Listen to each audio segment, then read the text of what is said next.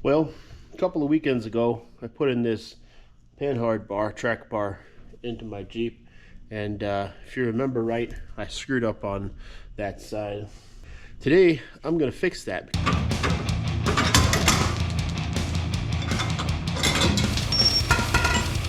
Now, if I explain my process correctly, when I bought these rod ends for this specific project, I wasn't really thinking about buying a pair. I bought two left-handed thread 7/8 rod ends to build this whole thing. Really, what you want is a left and a right. Now, I can pull this rod end back out and chase the threads with a reverse left-handed tap, probably repair that, and I'll be able to screw both ends in and out. So, and able to adjust this track bar at all, I'd have to remove one end off the truck, spin the entire thing, and then reinstall it, as opposed to being able to just grab the tube and spin it to move the truck and the axle away from each other.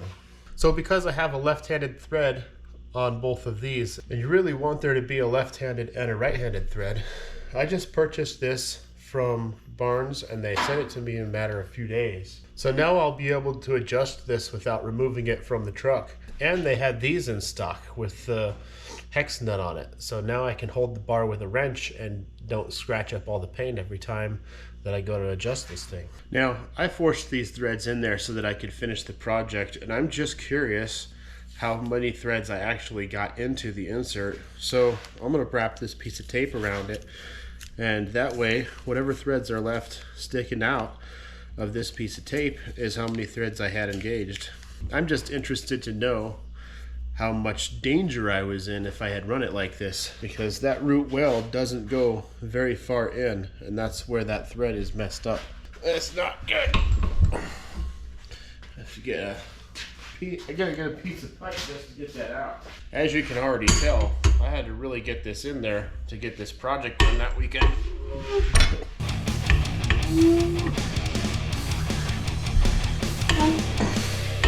This would have never been easy to adjust it anyway, even if I had gotten some threads in there.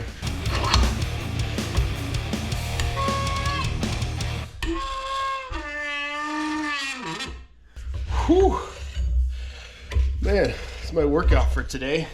So those threads are pretty much screwed, and taking this link out of this rod end, those threads were so screwed in there that removing that has made the end of this really hot. I could barely hold my hand on there. The only good thing that would have been okay is that 3/4 to an inch of thread contact in there. Ooh, that's warm. That would have never worked. Now I'm sure there's a whole bunch of ways to get this insert out of that tube, but I'm gonna try this method first, and hopefully that works just fine. Don't forget to put on all your safety gear.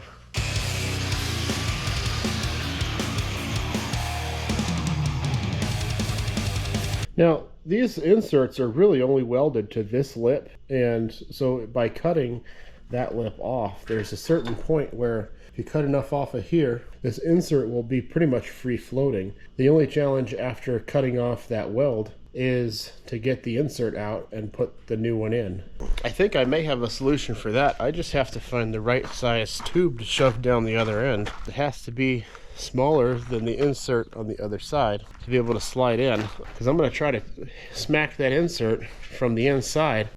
I have this solid piece of 3/4 inch rod, and it's just long enough to reach through one side and into the other, and if you see it, it fits right in to that insert.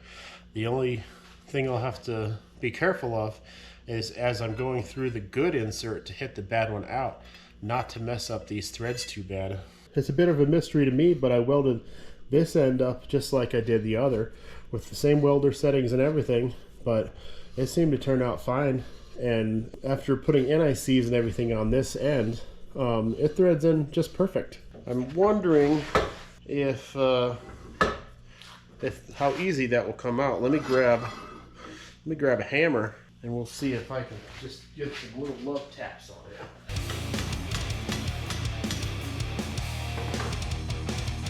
It moved just a little bit. It'd be nice if this bar stock was like 6 inches longer too. I'm gonna try something really quick. I'm gonna put a slight bend in this bar, and that way it'll go in the tube and kind of go over and catch the lip of that insert. I'm hoping. Not much. Just a slight bend. Check to make sure I'm not screwing these threads up at all. Those threads are still good, so let me check the bottom here. This seems to be working, which is good.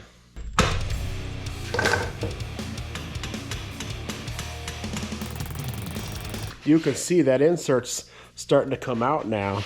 I guess the process of welding that and heating everything up and letting it all cool down has made that a really good fit on there.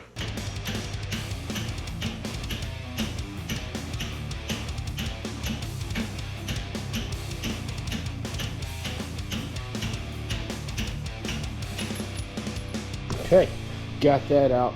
Now I'm really hoping that I didn't shoot myself in the foot, mess up the threads on the other side. It looks like they're good.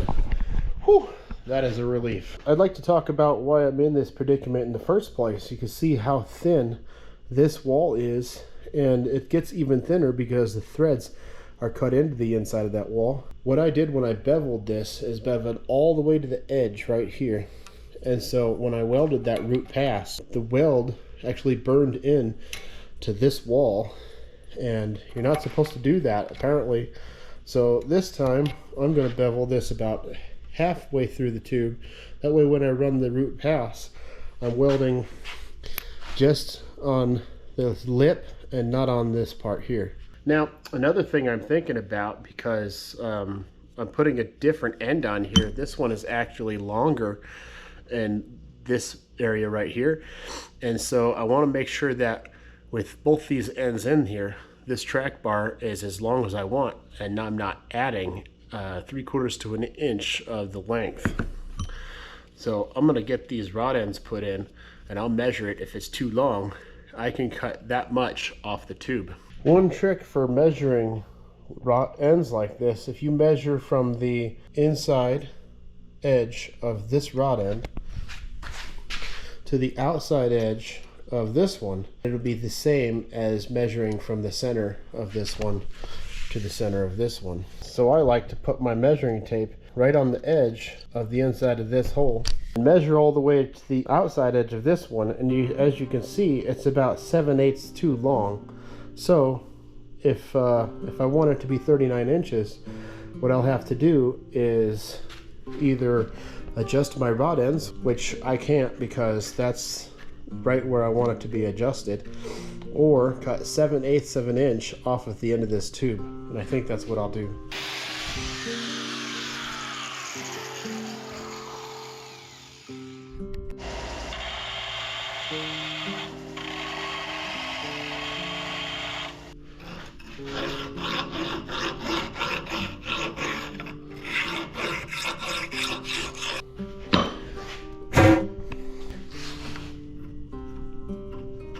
$38 7/8. I'm a little off, but I mean, what's that, like one thread, 1 or 2 threads, and it's perfect. All I gotta do is weld it up. This is beveled down to about halfway, and so I shove this in there, and it's less likely to burn into the sidewall of that insert. I'll get this welded up, and we'll put it back in, and we'll see how good we did.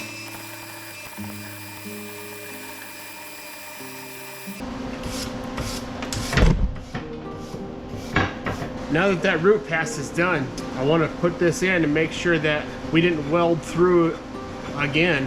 Would suck to do all this work for nothing. Looks like we're good.